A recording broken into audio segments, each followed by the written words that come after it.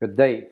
I'm Pierre Leveille, President and CEO of Deep South Resources. Today I will talk to you about our project, which is the Hyde Copper project in the south of Namibia. It's a large copper porphyry. It's designed for a low-cost deep leaching project with an open pit mining. It's a low strip ratio. It's a simple mineralogy and clean mineralogy. That's why the heap leach is working well. Recently we have produced outstanding economics within an updated PEA. It's open at depth and at surface. There's substantial potential to increase tonnage, substantial potential to increase the grade. We also have 5 satellite targets that have been identified for future resource expansion.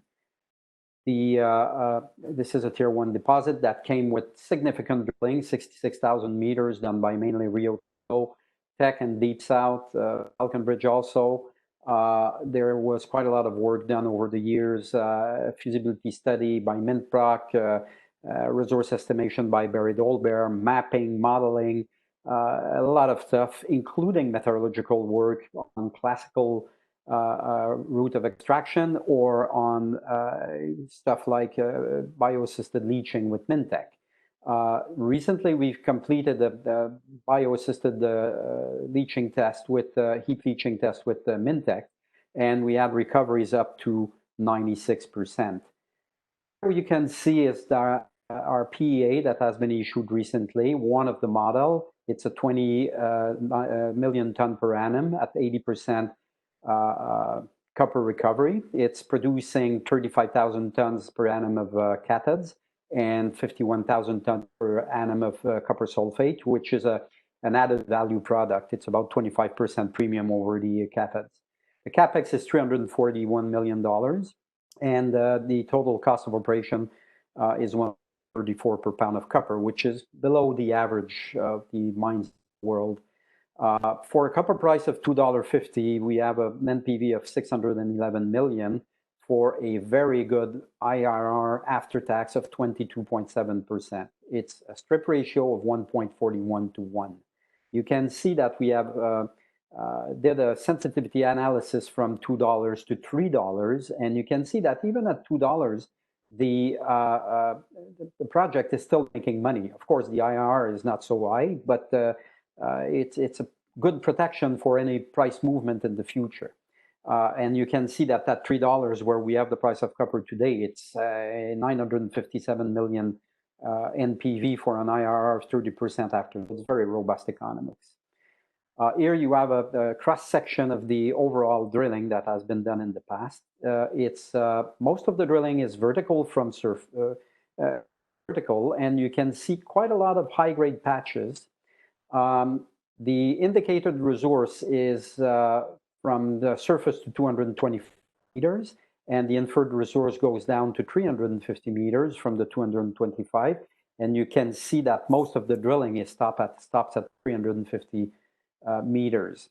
You will note also that most of the drilling is vertical, which is quite important because recently we have identified most of the structures that are controlling the high-grade section, and a series of them, which are shear zones and faults, tend to be vertical. So the drilling has certainly missed a part of that these high-grade pods. You can see also that we've drilled down to 800 meters. It's still mineralized arriving there, so there's a big potential to add tonnage going deeper. You can see also that there's quite a lot of high-grade patches going deeper, so it's pretty interesting on that. If we have to expand lower, at least we know that there's high grade there. The 42-1 resource estimation shows an indicated resource of 450 million tons at 0.31% copper.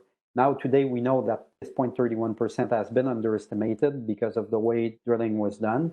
So we expect in the future to show better copper percentage on this indicated and inferred resource.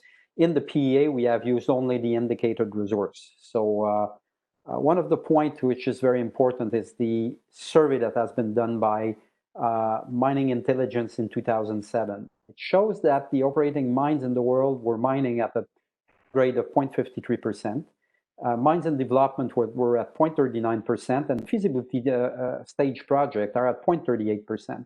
What it tells us is that in the future, we will mine more and more low-grade material. So we have to get used to that, and we have to be able to match the right technology with the ore we have. And that's what we do with the Hyde Copper project. The deposit also hosts an high-grade area containing 140 million ton in the center of the deposit. We see quite a lot of long drill extension up to 150 meters, showing grades between 0.50 and 1%. I have some of these there at 150 meter at 0.68%, including 30 meter at 0.94%. And then when you go down the list, you will see that there's quite a lot of grades going up to 1.28%, 1.26, 101. So there's high grade in that area. It's definitely, there's no question about that. It's just a question now to identify it properly. That's the footprint of a part of the project. You see the drilling there, and you see the red contour is the 140 million ton high-grade area separated in 3 pits. And you see in pit number 1, there's a line of tighter holes at 50 meters spaced. You can see that they have hit more high-grade material in tightening the grid. We plan now to infill drill that area with the goal to define the average grade of that area, but also to delineate a measured resource over that area. That will have an effect, of course, on the average grade of the deposit, and at the same time, it will impact the already robust economics we have. That's of the pit number 1. You can see there's an adit that has been dug there, and on the right-hand side of the adit, you can see that the spacing is 50 meters, and there's a lot of high-grade material that has been hit. When you go to the left side of it, you can see that the spacing is 150 meters, and then there's still some high-grade material, but they have it less. And when we drill an angle also under the adit, a little bit over the adit, and also way below the adit, you see that we hit quite a lot of high-grade material. So it's in the future work, we will have to identify properly, which we have started doing, the shear zones and faults that are controlling the high-grade pods, and we will have to orientate the drilling according to the orientation of these structures. Recently, also, we have completed with Mintech of South Africa bio-assisted column leaching test. We were running 6 columns, and we recovered up to 96% copper, which is pretty high. That was coming it was a 1-ton sample coming from the high-grade area, and the head grade was 0.76%, and that shows that the high grade is existing in that area. Why the bio-assisted leaching is working well on that project is because the mineralogy is extremely simple. You can see that it contains 98.5% chalcopyrite, a little bit of material that is mainly oxide, and that will leach anyway with the rest of the material. It does not contain any deleterious materials such as borium, uranium, arsenic, so it makes a very clean material for the bacterial activity. The ore also contains over 3% pyrite. It's very important because it contributes to maintain the heat in the heap leaching, and it reduces the acid consumption. It's very important because the pyrite is generating acid when it leaches, but also it generates heat. And we need to keep the heat at least 55 degrees to make the bacterial activity alive. So that's a very, very good news to have that content in pyrite. That technology is used by Codelco in Chile on their Red Minerita mine successfully since many years. One of the reasons why it works so well with their project is because they have the same mineralogy than what we have on Hyde. That's a brief overview of the way the project works. It will go first through 2 crushing sequences and then the high pressure grinding rollers, HPGR, to reduce the material size under 6 millimeters.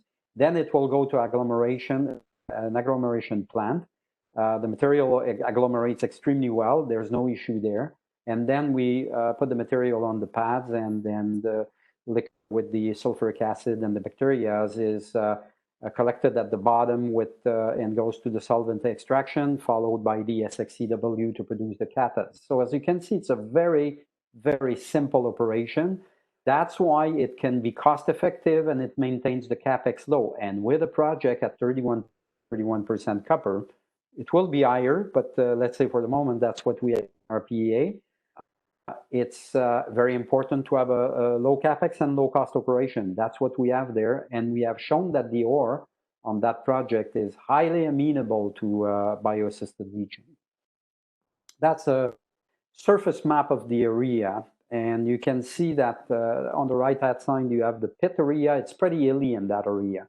So we can have the crushing in that place, but we cannot have the leach pad there. So we have to convey the material after crushing over 4 kilometers on a conveyor belt. And then to go to that flat area where we have the heap.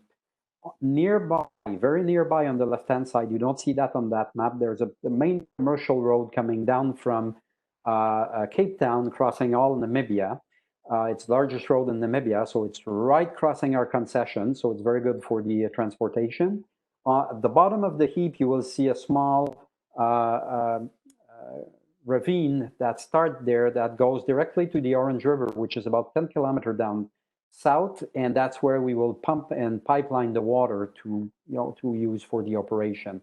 So we have the road nearby, the water nearby, and the power lines, the high voltage power lines are about 85 kilometers to the east. But in the PEA, we have factored in that we pay for all the connection to the grid, but we know that we'll have discussion with NamPower and the ministry to eventually have them participate into that. It's also a highly sunny area, so we will certainly assess the usage of solar power to diminish our demand on the power grid of the government. So in a nutshell, we plan to do a feasibility study up to 12,000 meters drilling, infill drilling in the high-grade area in order to estimate a measured resource, to define a grade for the area, and also assess a new grade for the overall deposit.